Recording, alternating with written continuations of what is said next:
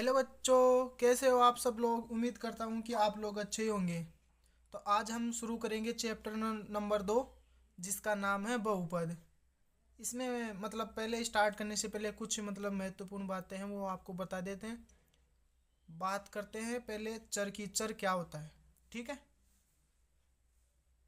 चर वो होता है जिसका मान बार बार बदलता रहता है, वो चर कहलाता है। मतलब जैसे कि एक्स है और वाई है और जेड है, मान लिया कुछ भी ये वाला। आप भी कुछ और भी कुछ मान सकते हो, जैसे एम हो गया, एन हो गया। तो इनका मान बार बार मतलब किसी के साथ में बदलता रहता है। मतलब इनका मान निश्चित नहीं रहता है, एक तरह से ऐसे बोल सकते हैं इसको। फिर दूसरी बात आती है अचर की। अचर क्या होता है? जिसका मान बार बार बदलता नहीं है वो अचर होता है। जैसे कि एग्जाम्पल दे तो यहाँ पे देखो एग्जाम्पल के लिए, जैसे संख्या 6 है। अब 6 को कभी 7 थोड़ी बोल सकते हैं, यही तो अचर है। 6 को कभी 7 थोड़ी बोल सकते हैं। और इसी प्रकार इसमें x का मान, y का मान, z का मान है, वो किसी भी संख्या के साथ में जुड़ने पर, गुणा करने पर, भाग देने पर मतलब अलग अलग बदलता रहता है, ठीक है। वो चर होता है जिसका मान बार बार बदलता रहता है, वो चर होता है। जिसका मान नहीं बदलता वो अचर होता है। जैसे कि 6 हो गया, 13 हो गया। 13 मतलब किसी के साथ में बदलेगा थोड़ी ना, कहीं पे भी कैसे भी यूज करो ये 13 ही रहेगा, ठीक है। तो चलिए बच्चों, अब बात करते हैं बहुपद की घात की। बहुपद की घात क्या होती है? तो इसकी डेफिनेशन होती है, चर की अधिकतम घात को ही बहुपद की घात कहते हैं। मतलब चर की उच्चतम घात को ही बहुपद की घात कहते हैं। मतलब जैसे कि मान लो कि ये x है, इसके ऊपर एक घात हो गई, तो ये इसकी अधिकतम घात हो गई, ठीक है। इसके यहाँ पे स्क्वायर लगा दिया तो ये इसकी अधिकतम घात 2 हो गई। मान लो कि X square plus Y square plus 3, तो इसकी अधिकतम घात कितनी हो जाएगी? 2, ठीक है। इसी प्रकार जैसे कि एक्स स्क्वायर की घात 5, मतलब इसकी अधिकतम घात कितनी है? 5। मतलब जो स्क्वायर में होगी ना, मतलब स्क्वायर बोल नहीं बोल सकते, स्क्वायर दो को ही बोलेंगे, लेकिन जो भी ऊपर घात होगी ना उसी को ही, मतलब उच्चतम घात को ही बहुपद की घात बोलेंगे, ठीक है। एग्जाम्पल के लिए ये हो गया, ठीक है। अब बात करते हैं रैखिक बहुपद क्या होता है, द्विबहुपद क्या होता है और त्रिबहुपद क्या होता है। तो ठीक है, आगे चलते हैं। तो रैखिक बहुपद देखते हैं क्या होता है। वह चर की वह चर की जिसकी उच्चतम घात 1 हो वह रैखिक बहुपद कहलाता है। मतलब जिसकी घात 1 होती है, जैसे कि x की घात 1 हो गई, तो ये क्या होगी? रैखिक बहुपद हो गया, रैखिक घात होगी।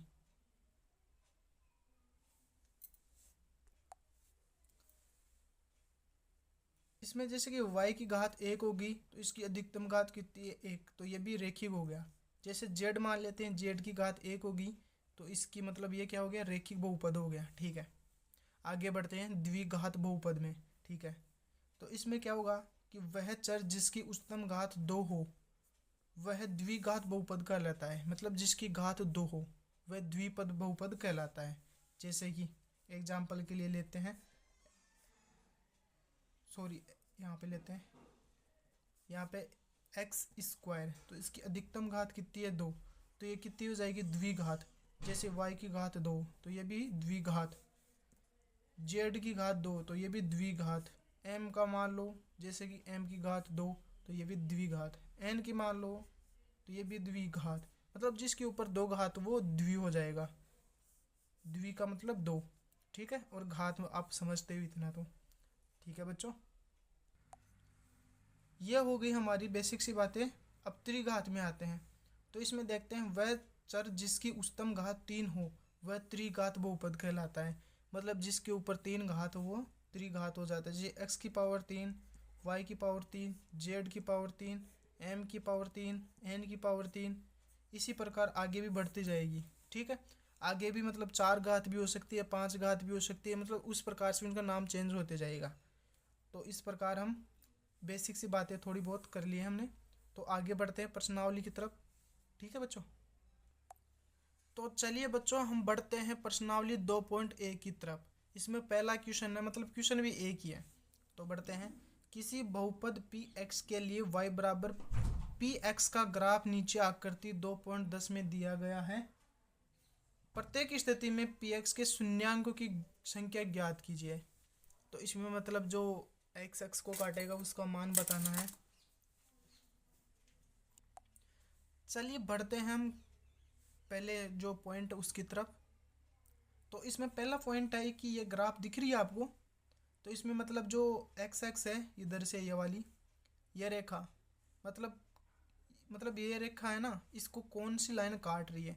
तो ये लाइन है ये, लेकिन सीधी है, इसी को नहीं काट रही, बिल्कुल भी इसी को नहीं काट रही है। तो इसका मान शून्यांकों की संख्या कितनी हो जाएगी? 0। अपन यहाँ पे दर्शा सकते हैं इधर कि पहला पॉइंट है ना, उसमें शून्यांकों की संख्या कितनी बता रखी है इसमें? 0। ठीक है, इसमें मतलब किसी को नहीं काट रही। अब दूसरा देखते हैं। दूसरा इसमें है एक्स को कहाँ पे काट रही है? ये वाली लाइन, ये वाली यहाँ पे जाके यहाँ पे नहीं काट रही है। एक्स को नहीं काट रही है, वाई एक्स को काट रही है। यहाँ पे मतलब यहाँ पे काट रही है इसको। तो ये हो जाएगी दूसरे में 1। शून्यांकों की संख्या, शून्यांकों की संख्या कितनी है? 1। इसमें 1 हो जाएगी।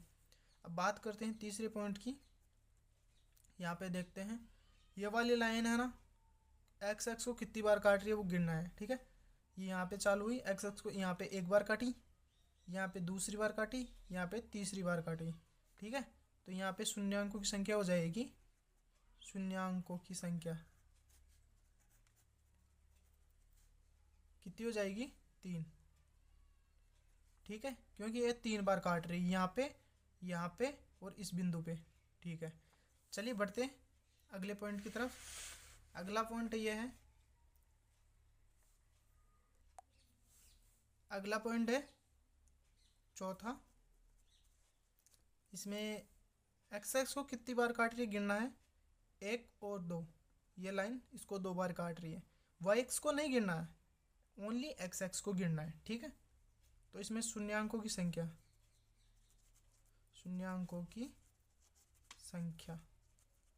कितनी है? 2 है। ठीक है, अब पांचवा पॉइंट है, इसमें गिनते हैं कितनी है।